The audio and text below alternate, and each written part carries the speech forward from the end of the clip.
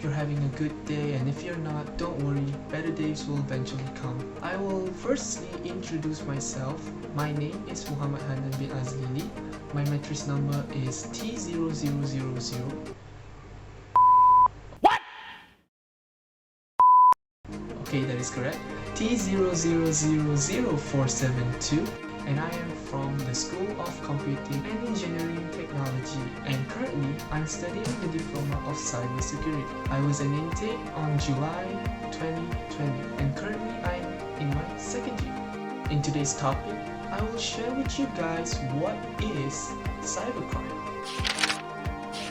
Firstly, what is cybercrimes? I know not all people may be aware of what is cybercrime or cyber attacks.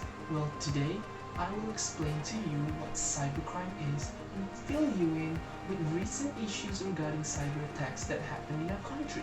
Cybercrime is any criminal activity that involves a computer, network device, or a network.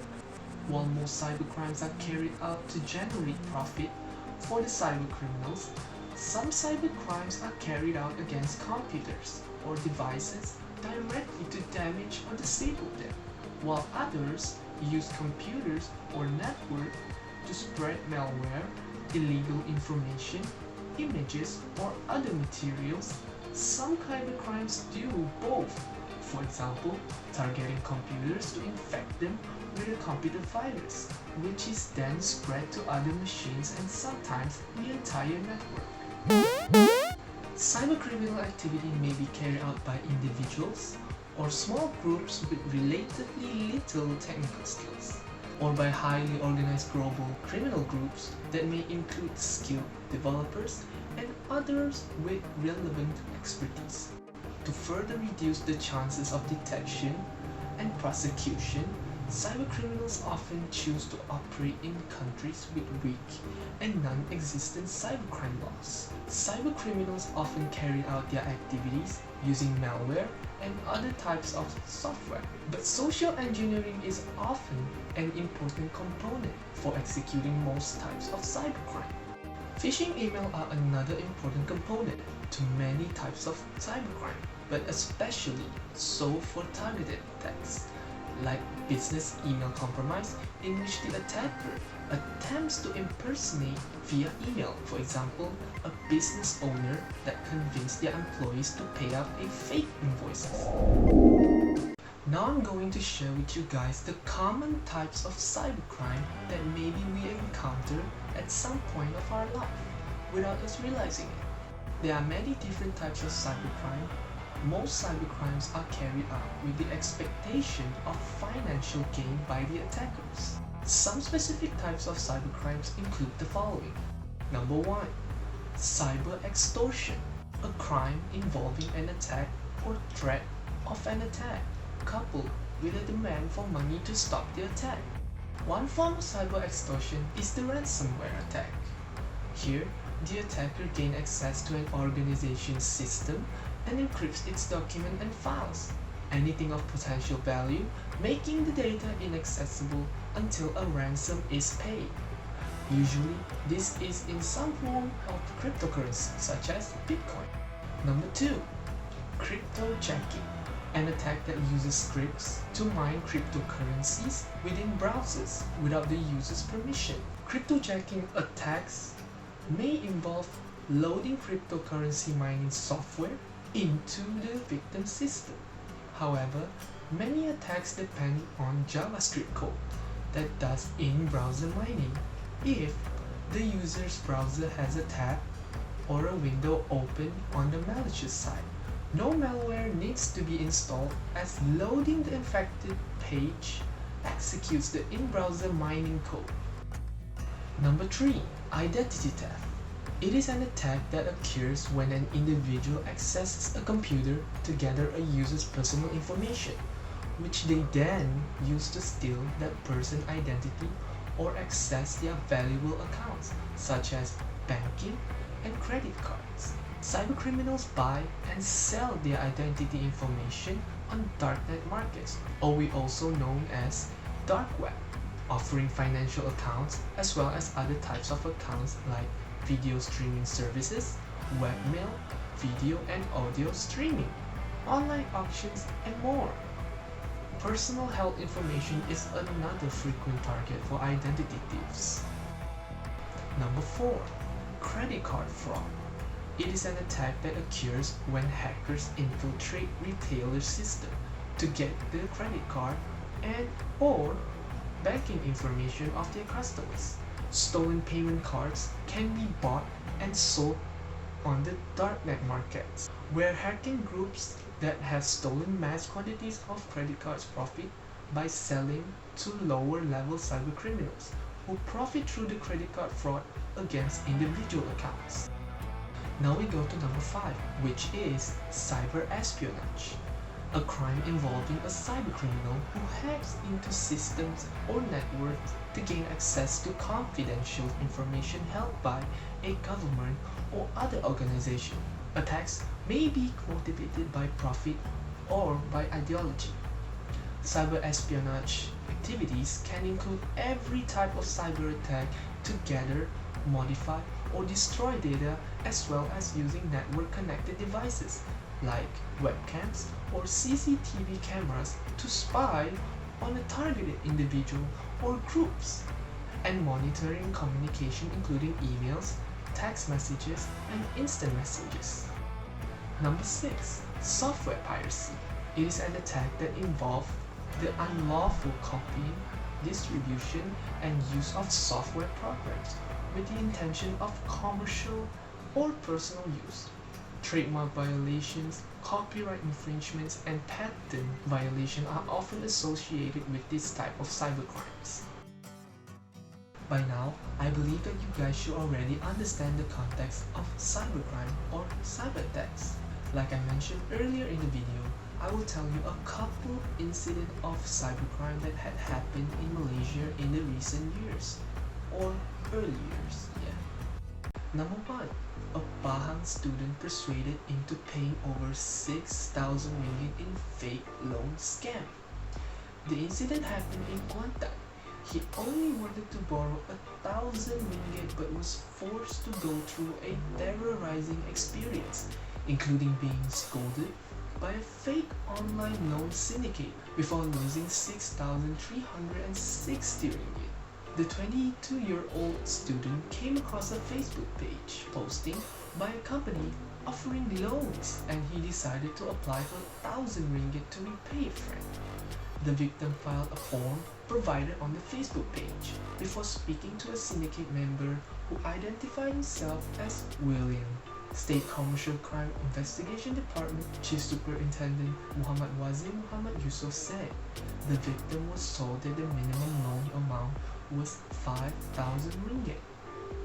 After being tempted by William, the victim agreed to take up a 5,000 ringgit loan and was offered to repay 161 ringgit a month for 3 years. The victim was immediately told to pay 1,200 ringgit of processing fee before he is transferred the cash. Not too long after receiving the cash, the victim received a message from an unknown number asking him to deposit some cash which will enable him to buy points to increase his credit score and secure the loan faster. The victim deposited 3,900 ringgit on 3 separate occasions. The chief superintendent Wazir said the victim received a call from an unidentified man who introduced himself as the owner of the loan company who was processing the victim's application. The man repeatedly scolded the victim for violating the loan agreement and told him to pay 700 ringgit followed by another 560 ringgit, or else his application will be rejected and the processing fee will not be refunded. When the syndicate member began demanding for more cash to expedite the loan processing approval, the suspect knew he had been cheated and lodged a police report. The second incident that happened in Malaysia.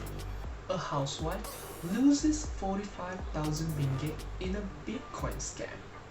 The incident also took place in Kuantan. A housewife who was hoping to strike it rich in cryptocurrency trading ended up losing 45,000 ringgit of her savings in less than 48 hours. The 56-year-old victim from Kuantan only realized she had been cheated when the suspect continued harassing her to deposit more cash with promises that she would earn bigger returns from the Bitcoin investment. Pahang Commercial Crime Investigation Department Chief Superintendent Muhammad Yusuf said the victim had registered with an investment company which she found online. A man who identified himself as David Kaminsky contacted the victim and told her to start making the investments as she could double the cash.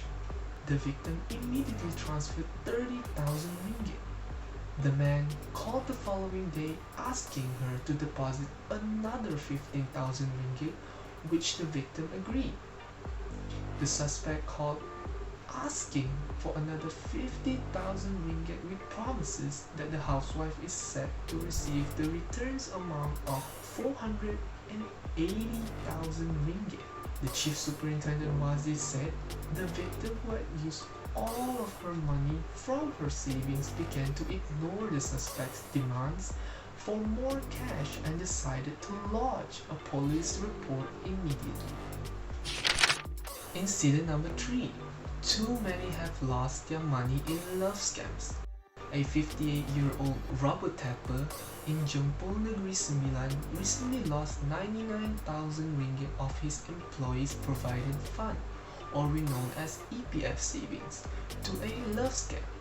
The retiree had met the woman via Facebook and became close with her since February. They kept in touch and had never spoken to each other over the phone. The woman told the man that she was based in Australia and was involved in crude oil business and that her company was facing financial problems. The victim transferred 99,000 ringgit of his saving in 6 transactions to the woman's account. The woman then asked for another 131,000 ringgit to solve the problem. The victim thankfully came to his senses and lodged a police report. Overall, Malaysia has suffered 2.23 billion ringgit losses from cybercrime frauds.